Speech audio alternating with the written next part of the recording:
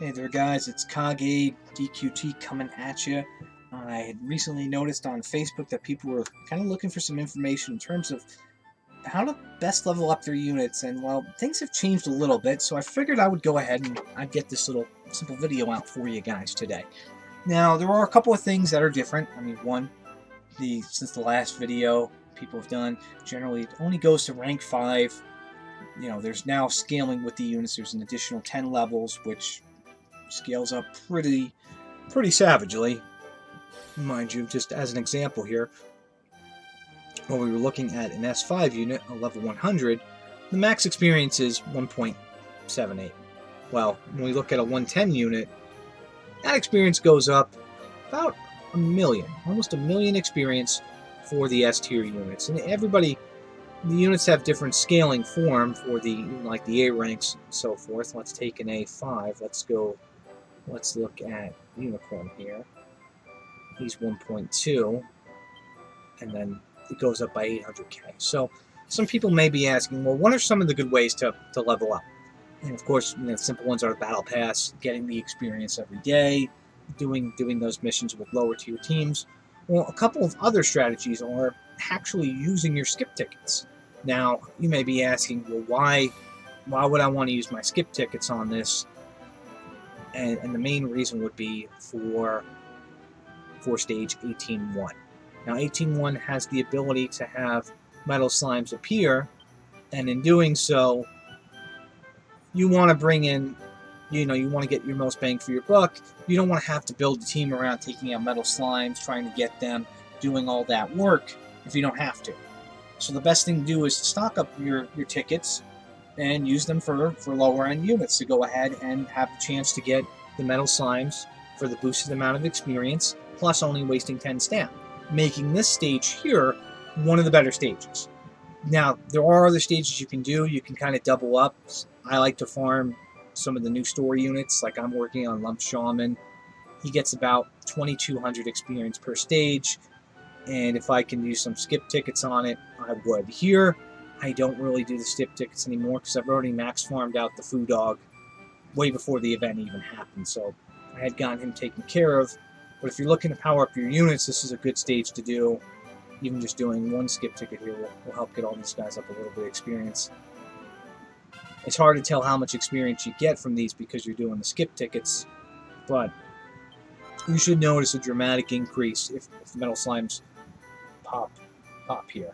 Now, another good tactic to use is kind of doing like what I call like 3-2.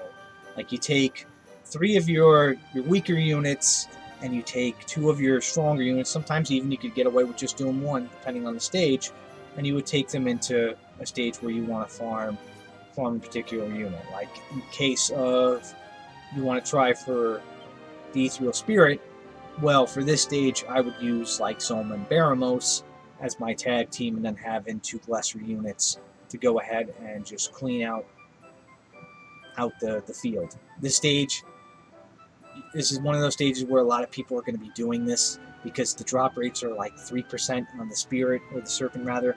They're not generous. This is a good stage to get some decent experience for your units, while also trying to get, the prized Serpent for either CP, for Dragon Masteries, or just to add them into your collection, depending on how you play the game. So those are some good ways to get units leveled up. The other thing you can do is, in this regard, is you could either look through and see, well, what am I close to on mastery ranks? Like what can I do to get some stats for everybody overall? Like here I'm close on Demon, so I'll take a look and see on Demon. Also, I'm close on Dark Lord. Well, you could always take a look at your list of party members and see where can I squeeze out 13 levels, or can I squeeze out 13 levels?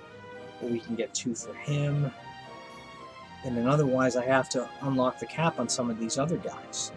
So it's just one of those things where if I was to unlock 2 of these guys to A6, I could easily get some levels there.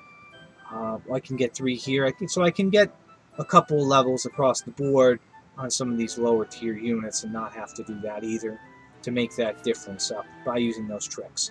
Of course, other thing is battle roads are always useful too. If you have units that don't use battle roads, I would take them in first. Those are priority. and just kind of grind out the battle roads with the units you have. If you do need to get them leveled up, because I mean that's infinite amount of times. You don't have to waste skip tickets. You don't have to, you're putting resources into those units that you can't get any other way. Like right now, if you are doing the events for the battle roads that are currently getting ready to go away as well, you want to get those done as best as possible. Like I'm slacking a little bit on Rasha. I need to get 2 more levels on him. I don't know if I'm going to A6 him. Maybe I will. But I did manage to get all the other units leveled up and taken care of in that regard. And the same goes for Ragnar. I should get them up a little bit more, but everything else is leveled up. Get these done. For these stages, my recommendations for grinding them, I'm going to say Road 6 for Ragnar is pretty decent. And I'm definitely going to say Road 5 for Rasha. Now, you may ask, well, why Road 5 for Rasha? Well, you can, with these little bowls, you can essentially 2-turn this stage. You don't really have to do too much in terms of the position of it. If you're still grinding this out and you just need to get Rasha up, this is the ideal setup here. Rasha goes down the middle, he hits the Scorpion, and he hits the one Bodkin in the back. He's automatically going to do his Guy's Blessing turn 1. These guys both take out an archer each. And then on turn 2, it's automatic death for the Scorpion and automatic death for the Bodkin.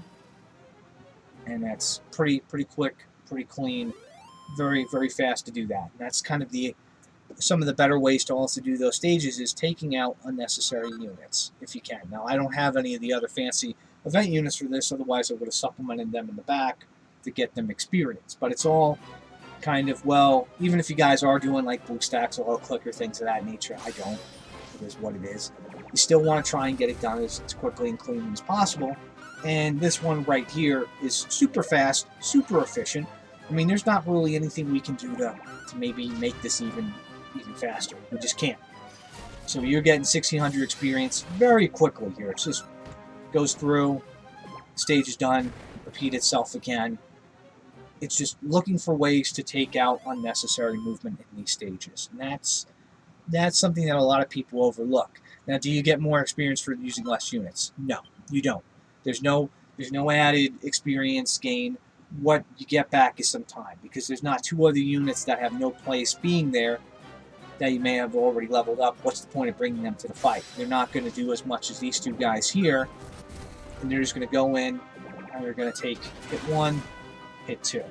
Now, personally, if I didn't need Rasha in this fight, I wouldn't even use him, because again, his movement is kind of unnecessary here. He doesn't really contribute too much, but he's the target that needs to be leveled up. So just go in, do it again, and like clockwork, we've successfully gotten a few rotations done in the course of very, very little amount of time. I mean, it's just very, very quick, very clean. And if you guys do need suggestions for some of these battle roads, like even some of the older ones in terms of formations, I mean, feel free to hit me up on Discord.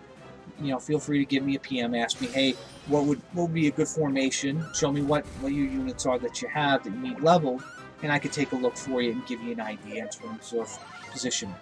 I usually try and do that for every new event as well. What's a quick way to get things done? Because it's a hassle having to level these guys up every time, and if we could at least save 20, 30 seconds a run when you've got to do like 500 runs, that adds up. But just to recap, I mean, if you guys want to do the new metal slime stage for leveling up, if you do have the food dog done and you want to farm something else, I mean, there's plenty of other new units you could work on and get, like the lump shaman, like the serpent. They won't give you the returns of the metal slime stage, but again, for those, I would only use skip tickets on them anyway, because again, you don't want to try and tailor some units to fighting, having to fight actual units in the fight while you're bringing in lower units trying to get the metal slimes. It's pain. It's not. There's no guarantee. Whereas the skip tickets, if the slime shows up, you're guaranteed to get those units killed. You've completely skipped the fight. You've been awarded the experience points,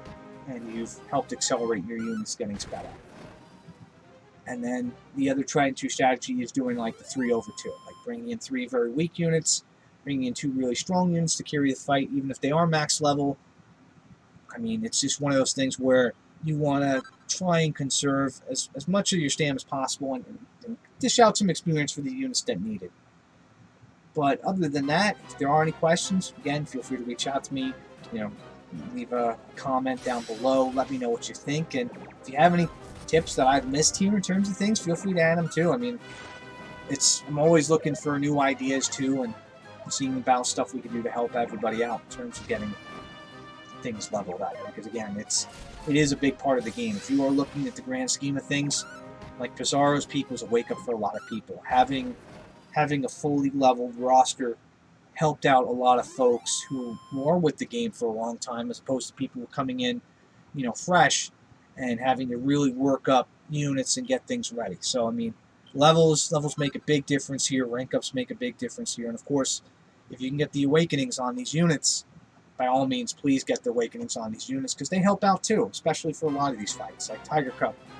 Tiger Cub is always going to be my go-to example, as he was only ever in the battle road once back in the Troll campaign, and you were able to get him farmed up and get him maxed out. Well, he does some really good damage. Like in the one battle, he's doing 500-600s with his demon debuff ability if you leveled it up a bit. So on that note, folks, thank you for joining. If you need anything else, I'm here to help out. Let me know, and I'll see you guys next time. Take care. Bye-bye.